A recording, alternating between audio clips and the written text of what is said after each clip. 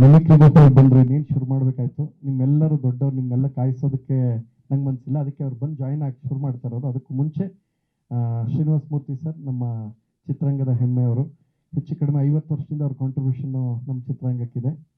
Sir ಮುಹೂರ್ತದಲ್ಲೂ ಜೊತೆಲಿದ್ರು. ಈಗ release ಹಂತದಲ್ಲೂ ಅವ್ರು ಇರಬೇಕು ಅಂತ ನಮ್ಮ ಆಸೆ. ನಮ್ಮ ಸಿನಿಮಾ ಟ್ರೈಲರ್ ಸರ್ ಕೈಯಿಂದ ಮಾಡ್ತಾರೆ ಅಂತ ಯೂಶಲಿ ಎಲ್ಲ ಮಾಮೂಲಿ ಸ್ಟಾರ್ ಅಥವಾ ವೈರಲ್ ಆಗಿರೋರಿಂದ ಅಂತ ಹೇಳ್ತಾರೆ. ಅದೆಲ್ಲದಕ್ಕಿಂತ ಹೆಚ್ಚಾಗಿ ಇವ್ರ ಕಾಂಟ್ರಿಬ್ಯೂಷನ್ ದೊಡ್ಡದು. ಇವ್ರು ಇಂಡಸ್ಟ್ರಿ ಬಂದಾಗ ನಾವು ಹುಟ್ಟಿರಲ್ಲ, ಅಲ್ಲ ನಮ್ಮ ಅಪ್ಪ ಅವ್ನ ಮದುವೆನೇ ಆಗಿರಲಿಲ್ಲ. ನಮ್ಮ ಅಪ್ಪ ಅಮ್ಮ ಇನ್ನು ಹೈಸ್ಕೂಲ್ ಇರ್ತಿರೋ ಆ ಕಾಲದಿಂದ ನಿಮ್ಮ ಕಾಂಟ್ರಿಬ್ಯೂಷನು ಕನ್ನಡ ಚಿತ್ರರಂಗಕ್ಕಿದೆ.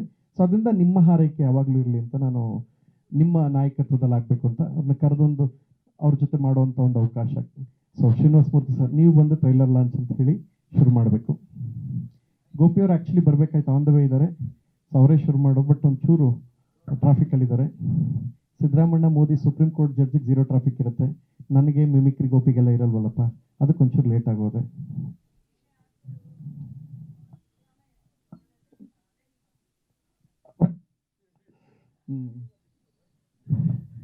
ನಮಗೆ ಲಕ್ಷ್ಮಿ ಒಲಿಲಿಲ್ಲ, ನಮ್ಮ ಅಮ್ಮನ ಹೆಸರು ಇದೆ.